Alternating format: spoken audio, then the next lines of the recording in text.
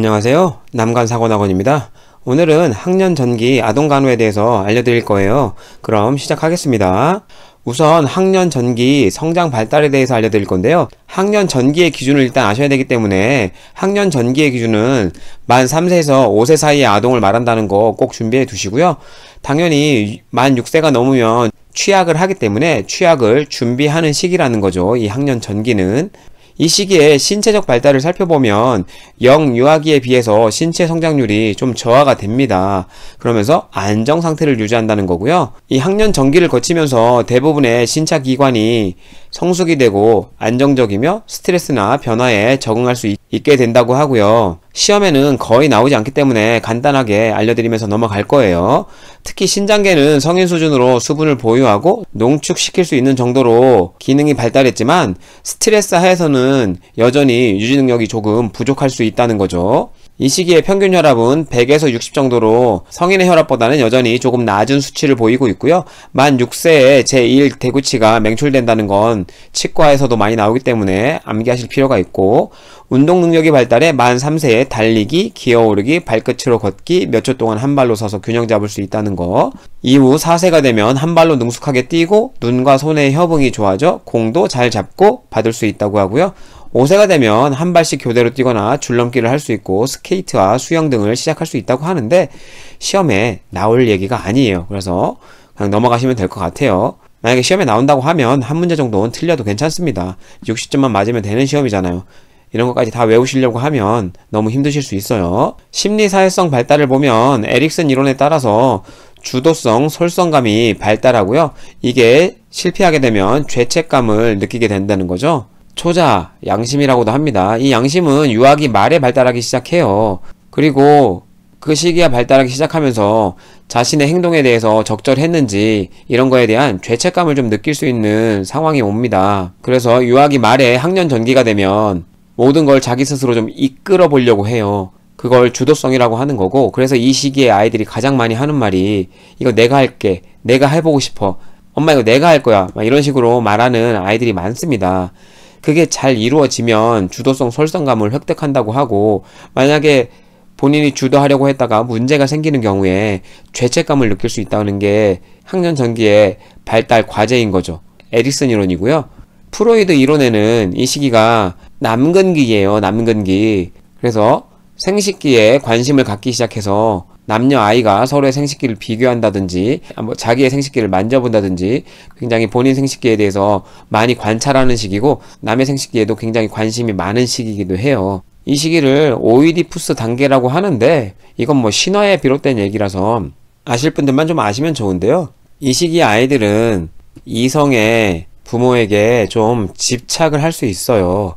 남자아이면 엄마에게, 여자아이면 아빠에게 약간 요런 경향이 있는데, 남자아이가 그런 경우를 오이디푸스라고 하고 여자아이가 그런 경우를 일렉트라 컴플렉스라고 얘기해요. 여러분 시험에는 잘 안 나오기 때문에 굳이 모르셔도 되지만, 그래서 동성애 부모에게는 약간의 질투심을 느끼고 그 질투심 때문에 동성애 부모와 좀 동성애 부모와 동일시하는 경향이 있어요. 그래서 아빠의 행동을 보고 배우고 이럴 수 있는 거죠. 이 시기에 인지 발달은 전 조작기에 해당돼요. 2에서 7세죠. 그래서 영유아기에는 감각운동기라고 하는데 그 시기를 넘어서 전 조작기가 되면 크게 이 전 조작기는 두 개로 나눌 수 있습니다. 2, 4세 정도의 전 개념기와 4, 7세의 직관적 사고기로 구분하긴 하는데 여러분 시험에는 이걸 구분하는 문제는 잘 안 나와요. 그래도 간략하게 좀 설명을 드리면, 직관적 사고기 전에 전 개념기는 유아적 사고를 굉장히 많이 포함하고 있어요. 그래서 자기중심적이고 그리고 마술적인 사고라든지 이거 다 유아에서 좀 알려드렸던 부분이거든요. 그런 부분을 다시 한번 보고 오시면 좀 좋을 것 같습니다. 직관적 사고기는 4에서 7세 정도에 나타나는 인지발달 수준이고요. 이름처럼 직관에 의한 판단만 할 수 있는 시기로서 전체와 부분의 관계를 정확하게 파악하지 못하는 시기예요. 그래서 시간 개념도 어제와 내일의 개념이 좀 없는 편이라서 어제 뭐 했다, 내일 뭐 할 거야 이러면 그 특정 시간을 잘 받아들이지 못해요. 그래서 시간의 개념도 좀 약한 시기가 직관적 사고기라고 생각할 수 있고요. 여러분 시험에 이 학년 전기가 잘 나오는 부분이 그나마 전조작기예요. 이 전조작기에 어떤 개념을 획득하냐 하면 보존 개념을 획득하죠. 보존 개념. 앞전에 알려드린 내용이긴 하지만 간단하게 알려드리면, 이렇게 낮고 넓은 비커에 있는 물을 좁고 높은 곳에 부으면 이 물의 양은 똑같다는 걸 이해할 수 있는 시기가 직관적 사고기예요.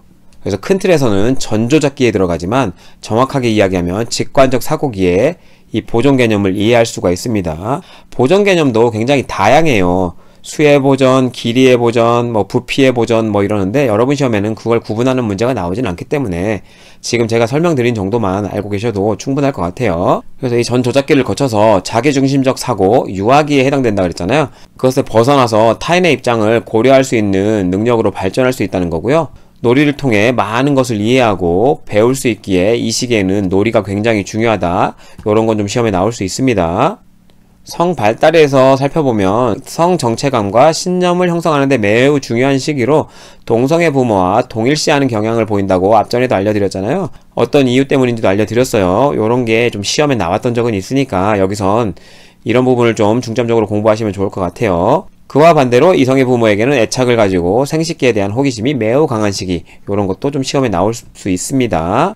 이 시기에 사회와는 어떤 정도의 상태냐 살펴보면 분리불안이 많이 극복됐어요. 3세까지가 분리불안이 있는 시기잖아요. 그러니까 이후 시기에는 분리불안이 극복되었기 때문에 부모와 잠시 떨어져 있는 것에 큰 저항이 없어요. 사회화에 있어 이 시기에 놀이가 굉장히 중요해요. 놀이의 역할이 그래서 중요하다. 그러면 이 학년 전기 아동의 놀이의 특성은 뭐냐? 네, 집단으로 놀아요. 그리고 연합놀이. 하지만 엄격한 규칙은 없습니다. 약간의 루즈한 규칙만 있어요. 근데 학년기에 들어서 학교에 가게 되면 이런 규칙이 조금은 엄격해집니다. 이게 학년기와 학년 전기의 차이예요.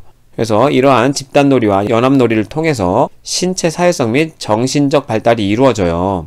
이 부분에서 여러분이 유아기와의 차이를 조금 이해하실 필요가 있는데, 유아기에는 이전 영상에 좀 알려드린 바는 있지만 보기에는 같이 어울려서 노는 것 같지만 혼자 놉니다. 혼자 놀아. 이 차이를 여러분이 꼭 아셔야 돼요. 혼자 놀아요. 이걸 꼭 아실 필요가 있다고 다시 한번 강조드려요. 학년 전기는 혼자 놀지 않습니다. 집단으로 어울려 노는 거예요. 그리고 모방적이고 상상력이 풍부한 역할놀이를 많이 해요. 그래서 이 시기 아이들이 가장 많이 하는 게 소꿉놀이잖아요. 소꿉놀이. 이런 놀이를 통해서 사회성이 발달합니다. 그러면 학년 전기 아동의 간호를 살펴볼게요. 우선 영양에 대해서 살펴볼 건데 역시나 여러분 시험에 그렇게 잘 나오진 않습니다. 우선 학년 전기 아동은 활동량이 굉장히 많아서 하루에 약 1600에서 1800칼로리, 굉장히 많은 칼로리를 소모하기 때문에 이 정도의 열량이 필요하다는 거고요. 적당한 단백질과 지방의 섭취, 당연히 탄단지를 적절하게 섭취하는 게 중요하니까 뻔한 이야기고요. 지방 섭취가 총 열량의 20-30%를 초과하지 않도록 할 필요가 있다는 거, 성인과 큰 차이가 없고요. 이런 게 잘 관리가 되지 않으면 비만이 오고 당뇨나 대사증후군은 잘 발생할 수 있기 때문에 조심할 필요가 있다는 거고요. 뼈의 건강을 위해서 하루에 1000mg 정도의 칼슘 섭취가 권장된다고 하는데 역시나 시험에 잘 나오진 않습니다. 이 시기 아동의 수면과 활동에 대해서 살펴보면 평균 수면은 약 12시간 정도이고 가끔 낮잠을 자기도 하는데 안 자는 아이들도 있을 수 있고요. 수면 문제가 학년 중기에 많이 발생하는데 밤에 자다 깨다를 반복하는 경우가 있어요. 특히나 이 시기에 자다가 막 놀라면서 깨어나는 경우가 있어요. 그것을 야경증이라고 합니다. 근데 여러분 시험에 나왔던 적은 거의 없어요. 그래도 혹시 나올 수 있으니까 공부하실 분들은 한 번만 조금 주의해서 들어주시면 될 것 같아요. 딴 거 없고요. 수면 도중 잘 자다가 갑자기 놀래서 극심한 공포로 잠에서 깨면서 막 비명을 지르거나 엄청나게 불안해하고 공황 상태를 보이는 질환이에요. 가끔 여러분 아기를 키워보시면 이런 경우를 보신 적이 있을 거예요. 그게 이 학년 전기의 특징이고, 학년 전기의 사고 예방에 대해서 살펴보면 이 시기 아동은 전체 운동과 미세 운동 기술, 균형 감각 등이 당연히 유아기에 비해서 많이 향상돼 있어요. 그래서 낙상이나 이런 사고의 위험이 감소하고요. 위험에 대한 인식이 가능해져서 사고 위험이 역시나 많이 감소합니다. 그렇지만 여전히 부주의할 수 있기 때문에 자꾸 주의를 줘야 되고 잘 살펴야 하는 건 당연한 겁니다. 그럼 학년 전기 아동의 건강 문제에 대해서 살펴볼 건데요. 첫 번째로 감염성 질병이에요. 당연히 감염성 질병은 예방접종을 통해서 어느 정도 예방할 수 있어요. 하지만 감염성 질환에서 가장 중요한 건 여러분 시험에 뭐다? 예방과 전파 방지를 위해서 손 씻기다. 손 씻기는 아무리 강조해도 지나치지 않아요.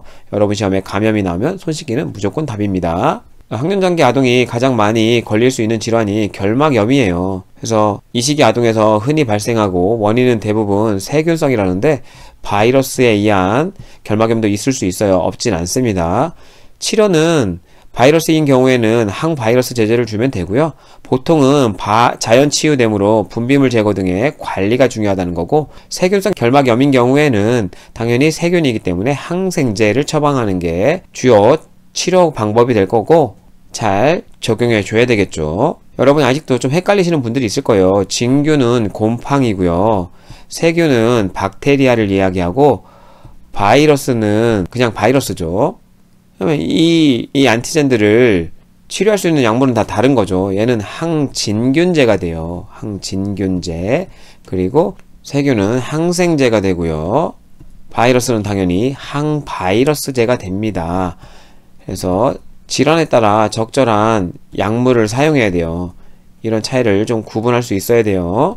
간호로는 당연히 청결히 눈을 유지하는 게 굉장히 중요하고, 처방된 안약을 투여하고, 분비물은 항상 내측에서 외하방 쪽으로, 시험에 잘 나오죠. 눈을 닦을 때도, 침상 목욕에서 눈을 닦을 때도 내측에서 외하방 쪽으로 닦게 되죠.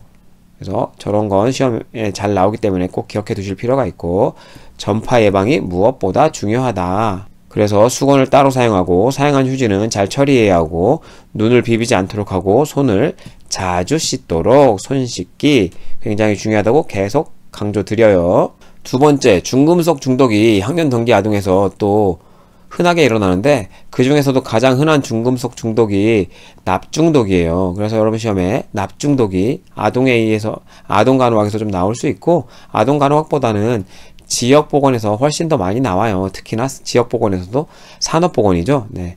산업보건에서도 나올 얘기이기 때문에 여기서 좀 간략하게 알려드릴게요. 납중독의 원인은 오래된 가옥에 묻은 페인트, 납에 오염된 토양, 임산부가 노출된 경우 태반을 통해서 직접 전달될 수도 있고요. 흡입으로 노출될 경우도 있어서 주택의 리모델링이 원인이 될 수 있고요. 장난감을 입으로 가져가가지고 장난감에 묻어있는 페인트 등이 흡입되는 경우가 있을 수 있어요. 그러면 납에 중독되면 어떤 임상 증상이 있을 수 있느냐? 납이 몸 안에 들어오면 여러 장기에 영향을 미치는데, 혈액, 연조직과 장기, 근데 특히 영향을 미치는 게 뼈와 치아예요. 여기에 주로 저장된다고 하고요. 그래서 잇몸에 연선이 나타나요. 이 나변자입니다. 연선은. 자동차를 타시는 분들이 무연 휘발유를 들어보셨을 거예요. 납이 없는 휘발유를 얘기해요. 그래서 연선은 이렇게 잇몸에 파랗게 끼는 요걸 연선이라고 얘기해요. 납이 축적돼서 저런 색깔을 띈다는 거죠. 그래서 연선이 나타나는 거 굉장히 큰 특징이고요. 혈액계에 영향을 미쳐서 빈혈을 발생시킨다고 하고, 적혈구 생성을 방해해서 이 빈혈이 나타나는 거예요. 굉장히 중요하죠. 빈혈, 연선, 납중독에서 가장 중요한 두 개의 임상 증상이에요. 꼭 기억하셔야 돼요. 그리고 신경계에도 영향을 미쳐서 두통이라든지 기억력 저하, 감정 변화, 과다행동, 폭력성 등이 나타날 수 있다고 하고, 신장계에 영향을 미쳐서 진행성으로 신장을 손상시킬 수 있고요. 소화기계에도 영향을 미쳐서 식욕부진이라든지 소화불량, 오심구토, 복통을 유발하고, 생식계에 영향을 미쳐서 불임을 가져올 수 있어요. 여러분 시험에 가장 잘 나오는 건 아까도 강조드렸지만 연선, 빈혈, 그리고 그 다음으로 나올 만한 게 신경계 질환이에요. 요 정도가 가장 대표적이기 때문에 꼭 외우실 필요가 있고요. 치료 및 간호는 여러분 시험에 그렇게 잘 나오진 않지만, 혈액투석은 혈액을 외부 투석기계에 돌려서 우리 몸에 축적되어 있는 불필요한 애들을 제거해주는 애잖아요. 그러니까 혈액투석이 당연히 도움이 될 수 있겠죠. 이렇게 생각하시고 착화치료만 좀 기억하시면 될 것 같아요. 착화치료로 쓰이는 약물이 EDTA예요. EDTA. 어디서 많이 들어보셨을 거예요. EDTA 튜브. 여러분 피검사 나갈 때 EDTA 튜브를 들어보셨을 텐데, 요게 여러분 시험에 나왔었으니까 이 EDTA는 좀 기억할 필요가 있어요. 착화치료라고 하는 게 뭐냐면, 이 EDTA를 투여하게 되면 납이 EDTA에 결합되어서 거꾸로 배출시킬 수 있다는 거죠. 그래서 혈액 내 납을 배출시키는데 유효한 치료 방법이 착화치료예요. 그 주요 약물이 EDTA이고, 요게 시험에 나왔었으니까 이 EDTA는 좀 기억하실 필요가 있다라고 말씀드립니다. 오늘 제가 준비한 영상은 여기까지고요. 아동간호학에서는 학년 전기까지가 그나마 좀 시험에 나오는 편이고 그 이후인 학년기 그리고 청소년기는 거의 시험에 나오지 않습니다. 그리고 서론이나 지금까지 알려드린 내용에서도 학년기 그리고 청소년기에 대한 얘기가 굉장히 많이 포함되어 있었어요. 그 정도로 충분히 여러분이 문제를 풀 수 있기 때문에 아동간호학을 오늘로써 완전히 마칠 거예요. 다음 영상은 이제 여러분 국시가 얼마 안 남았기 때문에 바로 이전에 치러졌던 국가고시 문제 풀이를 할 거예요. 오늘 영상 시청해주셔서 감사합니다.